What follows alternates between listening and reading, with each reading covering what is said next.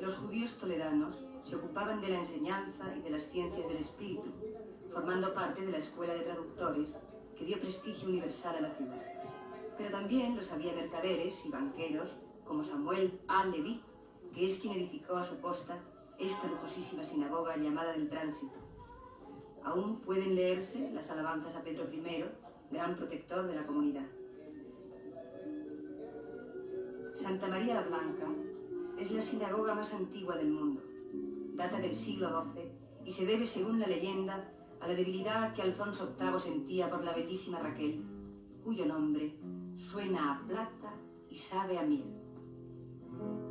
¿Dónde vas, bella judía, tan compuesta y a deshora?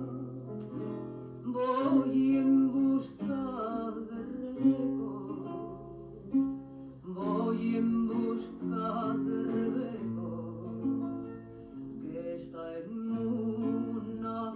Aún hoy puede advertirse un acento de tristeza, un silencio diferente en los viejos callejones de la judería. Cualquier puerta cerrada nos lleva a pensar en la ausencia de quienes al cabo de tanto siguen pensando y hablando en español. Pero su influencia no se ha borrado. Un letrero, cualquier detalle inesperado nos la recuerda.